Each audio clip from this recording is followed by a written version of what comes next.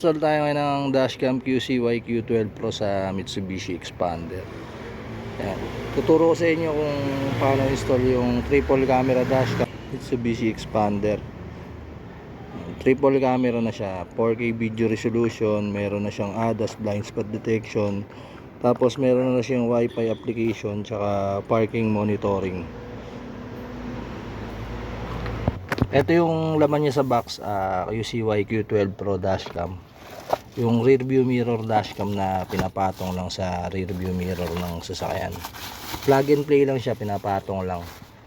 Ayan, ito yung front camera, tapos yung pinaka display niya. Pinapatong lang to sa rear view mirror, pinapatong lang sa ganito.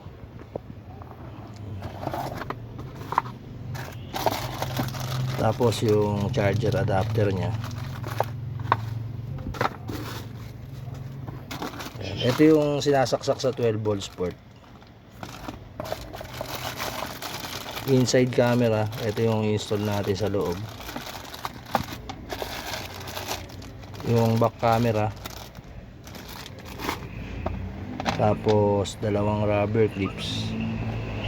Meron siyang kasamang pry toolkit, yung pang sundot sa mga gilid ng sasakyan para mapasok yung wire.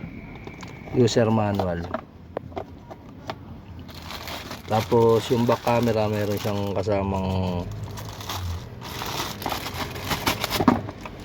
kasamang dual adhesive tape tsaka dalawang screw. Yan, install na natin. Tapos memory card, meron palang memory card.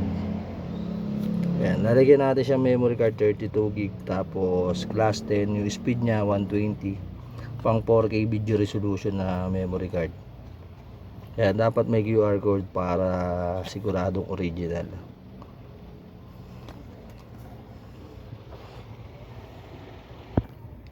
Yan, ganyan yung gagawin ko. Yung dalawang rubber clips ilalagay ko dun sa likod niya, kasi ito ipapatong lang natin dito sa rear view mirror na sasakyan. Nakapatong lang siya. Yan, nakaipit lang ng rubber clips. Yan, papatong lang natin ganyan yan. Yan, nalagay na natin. Nakaipit lang ng dalawang rubber clips yan. Tapos ang sunod na gagawin ko, ito yung charger adapter nya.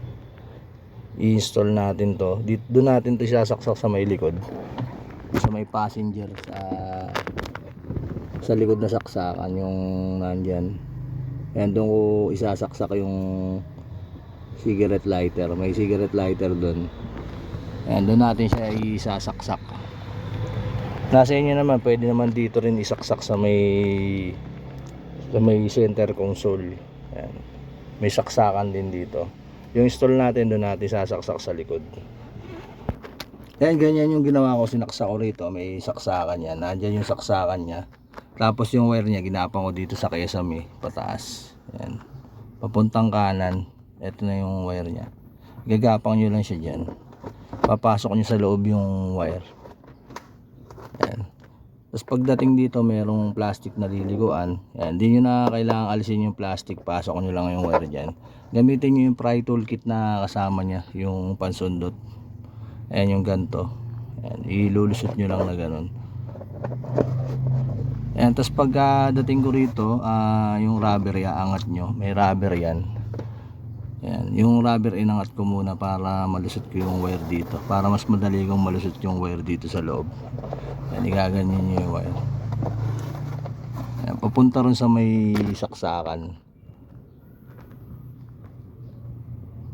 Yan, bali yung wire nung sa charger, gumapang dito, tapos lumusot dito, tapos lumusot ulit dito. Yan, inangat ko yung rubber para malusot ko.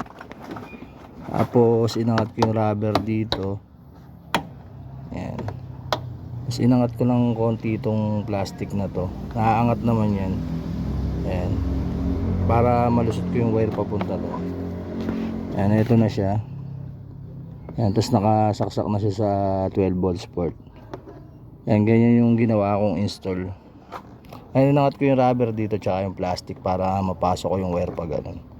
Yan, tapos lock nyo lang ulit. Tapos balik nyo na yung rubber. Ayan. Tapos i-install naman natin yung inside camera.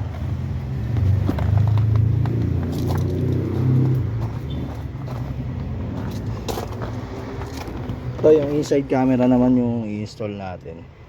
Yung sa loob ng camera. Ayan, merong connector yan. Pag-iwalayin nyo muna siya. Ayan.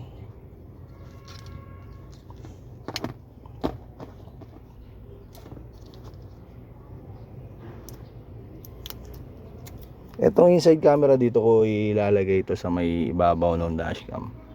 Ayan, dyan siya ididikit. Dyan ko ididikit. Nasa inyo naman kung saan nyo gustong ilagay ito. Pwede rin dito sa may salamin. Ayan, kung saan nyo gustong ipwesto. Yung install natin dito, natin siya i-install sa may ibabaw. Ayan, mayroon siyang dual adhesive tape na kasama. Ayan, nakadikit na siya. Alisin nyo na lang yung pula para madikit siya. Kasi itong camera na to, naigagalaw to. Ayan, naigagalaw siya.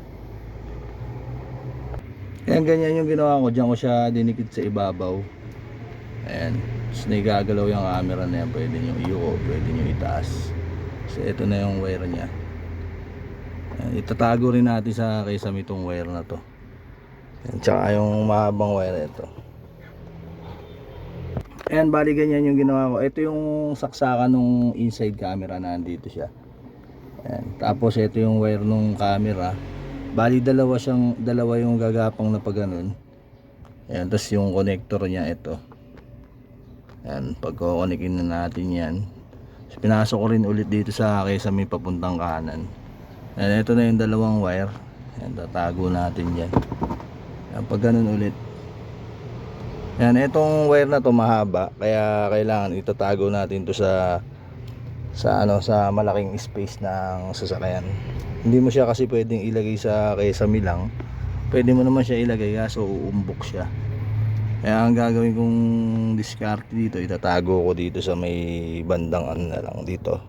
Dito medyo maluwag tong ano na to. Ayan, dyan ko na lang itatago yung mga wire. Hindi kasi siya pwedeng putulin. Ayan, kailangan nakatago siya. Ayan, tatago natin, medyo maraming wire kasi ito eh. Ayan. Ayan, pagkukonikin na natin tong sa inside camera tsaka yung saksakan nya. Ayan, ganyan yung ginawa ko. Ayan, lagyan nyo ng allowance yung wire dito para hindi siya banat. Ayan. So yan, pinasok na natin dito sa kisame, tapos lumigo ulit sa inside camera to. Tapos dito ko inano yung wire sa gilid na to, pababang ganun. Tapos nandito na yung mga wire na sumobra. Ayan, dito ko nilagay sa ilalim. Ayan, diyan ko siya nilagay. Ayan, dito to sa may upuan sa may passenger. Ayan, diyan ko banda nilagay yung mga wire na sosobra. Pwede naman dito rin sa may ilalim. Nasa inyo ako saan nyo gustong itago yung wire na sosobra. Kasi mahaba yung wire nitong inside camera. Kaya na yung bahalang dumiskarte kung saan nyo gustong itago yung wire na marami. Yan, yung iba sa kisame nilalagay kaso umuumbok. Yan, tapos i-install na natin itong back camera. Yan, ito yung camera sa likod. Meron din connector yan. Yan, pag-iwalayin nyo muna. Yan, nililinya natin tong wire na to sa kisame rin, pakanan din para isang baklasan lang. Yan. Yan, ito yung wire ng back camera, sinasaksak rin siya rito. Katabi siya nung saksakan ng charger adapter. Yan, lagyan nyo ulit ng allowance yung wire dito para hindi siya banat kahit ibabatas. Yan, tapos ginapang ulit siya pakanan. Yan, pakanan siya. Yan, tapos pagdating dito, ligo ulit.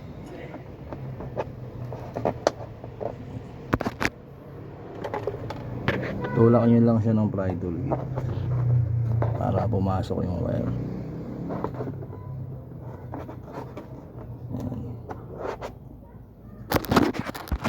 Yan, tapos papunta na tayo sa likod pa ganun. Napasok ko na yung wire dito sa loob, tapos binalik ko na rin yung rubber na inangat natin. Yan, pag ganun na siya, Tapos ayun na yung wire nya, nandun na sa likod na tayo.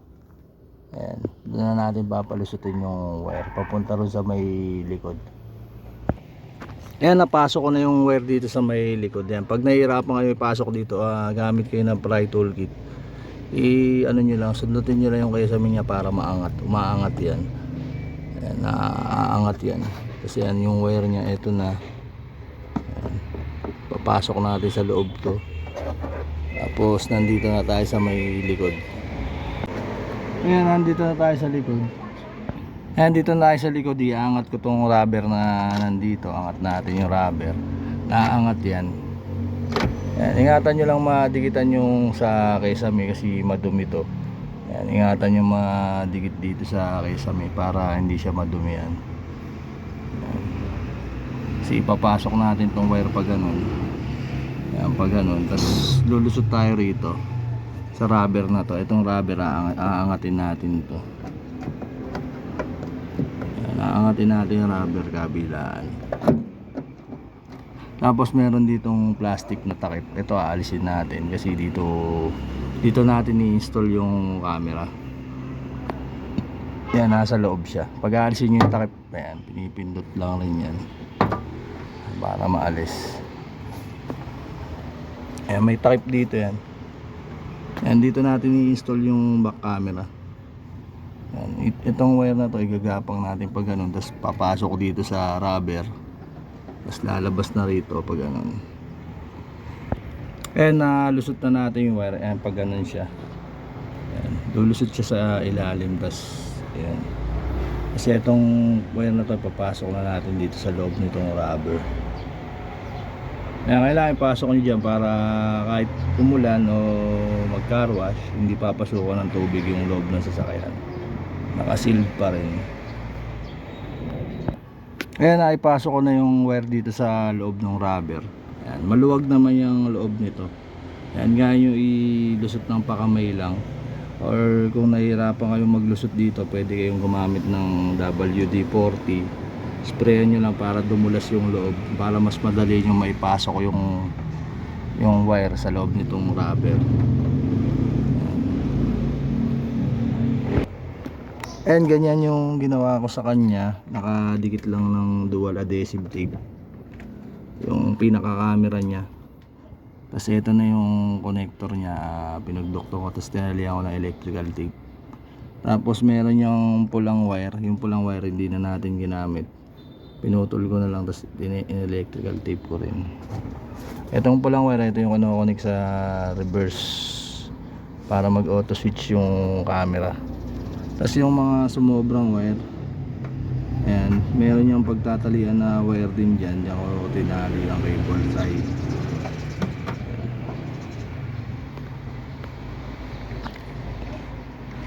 Ayan, ganyan yung ginawa natin sa back camera. Ayan, ganyan yung ginawa ko. Nabalik ko na yung rubber dito. Tapos nabalik ko na rin yung takip. Tsaka yung rubber dito, kailangan nakabalik siya na maayos para hindi siya papasukan ng tubig. Ayan, ito na yung camera sa likod. Ito. Ayan, tingnan natin yung kuha sa loob. Yan, lalagyan natin siya ng memory card 32 gig. Dito natin ilalagay yung memory card. Nandiyan yung slot nya. Ito yung QCY Q12 Pro dashcam. Install natin sa Mitsubishi Expander. And pagka inon natin yung sasakyan, and automatic mag-on na rin siya. And meron pa isang plastic yan. Tanggalin na rin natin. And dahil bago pa yung memory card nya, lalabas dyan na memory card format.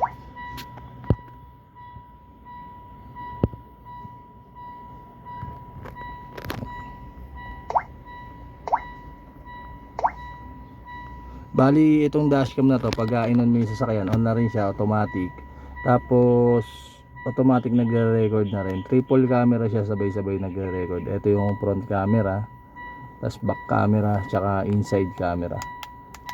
Tatlong camera siya, sabay-sabay nagre-record.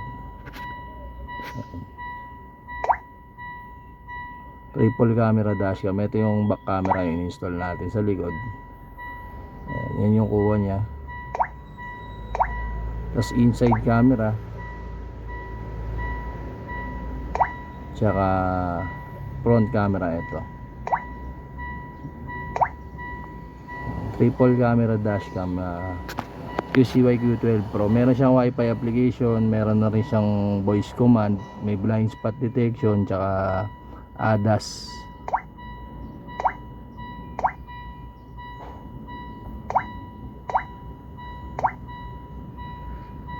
Triple camera dashcam.